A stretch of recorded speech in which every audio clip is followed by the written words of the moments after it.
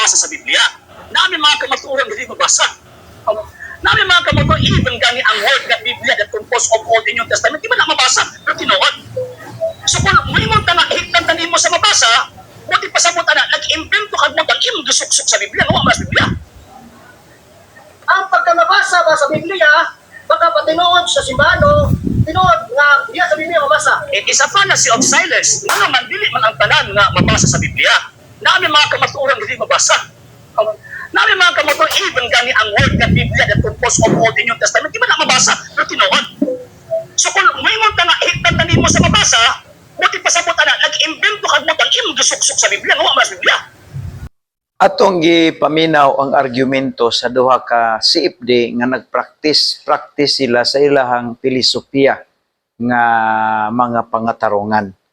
Kaning isa CFD ni ug kana pong tubag kuno ay CFD gyapon na siya, nagkulukabildo sila guys para pagmanso pagtursi sa kamatuoran. Okay? So mga filosofi ang gigamit anak nila kani balo man gud ta kani filosofi. Kung imong paminawon, murag sakto.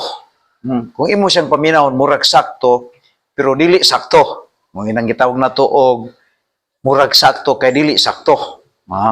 So ang mga filosofi, mga ka-Facebook, paminawon nimo sila direkta, murag sakto, pero dili sakto. Okay, now ang ilang argumento nga ilang gimanso aron mapiko ug mabali nila ang kamatuoran, mao nga dili kuno basihan ang mabasa sa Biblia.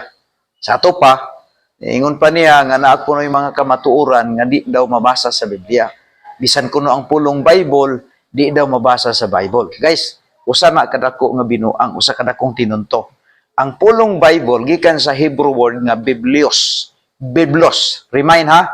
Ang pulong Bible gikan na sa Hebrew word nga Biblios. Nga ang bot ipasabot ni ini is scroll, no? Kay ang mga sinulat kiniadto sa mga prophets gilukot, no, gilukot-lukot lang na siya, gilukot-lukot diha, gilukot atubangan tagbuon sa tunga.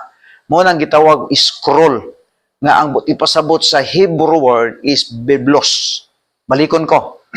Kaya ang iyang istorya nga akana kunong pulong Bible di daw kuno mabasa pero tinuod. Kini nga mga filosofi, mga ka-Facebook, usa ka dakong binuang na. So mobalik kita sa Bible, mobalik kita sa scripture. Ang Bible gikan kana sa word nga biblos. Ang word nga biblos gikan sa Hebrew word nga scroll, no? Scroll, it means ang scroll kana bang tuyokon diha sa tumoy, abuton sa tunga. So muna ang mga scripture kanito sa panahon sa Old Testament, sa panahon sa mga prophets. Pag-transfer na karon ito sa printa ngadto sa papel, mao na nang gitawag siya og Bible, nagkompose sa Old and New. Now karon, ang Bible ba mao'y foundation sa kamatuoran. Kung mag-isgot ta og kaluwasan, dili ni makaplagan sa bisan unsang turo nga opinion sa tao, kung mag-isgot ta sa kaluwasan, makaplagan lamang kini guys diha sa Biblia. So kung Biblia ang imong isgutan, tanang naa sa Biblia, maunay kumplito nga kamatuoran, no?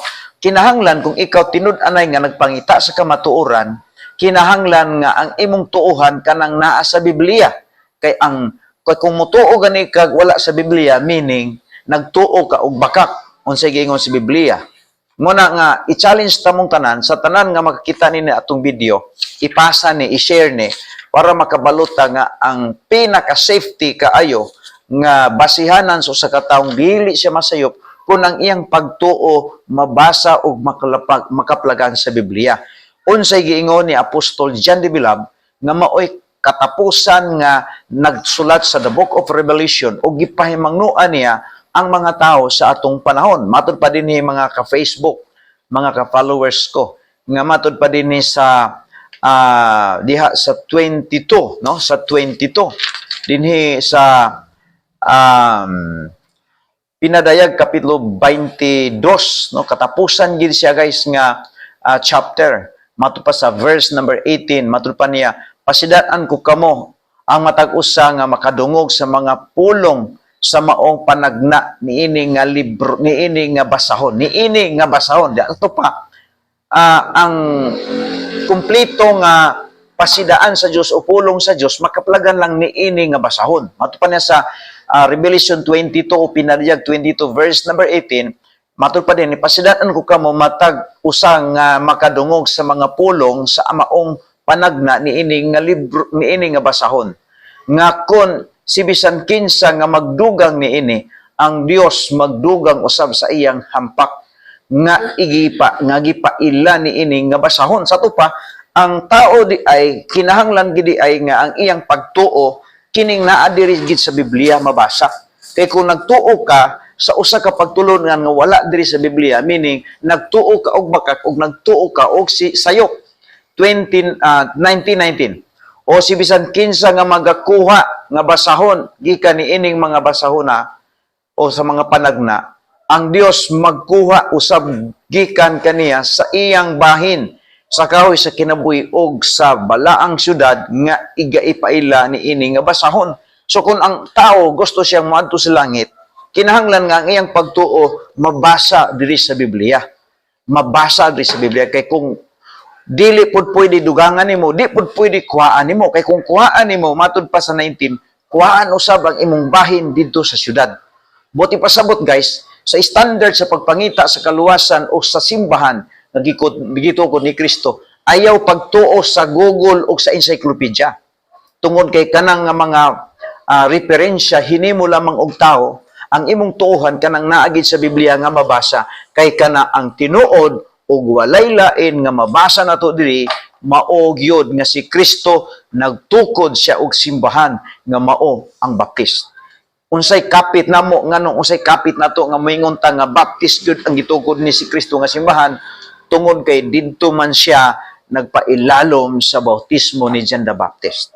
Si John the Baptist dili siya ang magtutukod sa simbahan, siya ang nagdala sa identity sa simbahan, pero ang magtutukod sa simbahan mao si Kristo ug ang identity sa simbahan gitukod niya mao ang Baptist. Okay? Muna nga ang Baptist nagsultita sa kaluwasang sigurado nga pinaagi sa kamatayon ni Kristo, gilubong og nabanaw, dantan sa tulo ka adlaw siya himbakon, ang tanan nga mosalig kaniya makabaton sa kumplito nga kaluwasan. Okay? Salamat kayo sa pagtan-aw og balikon ako sa makadaghan.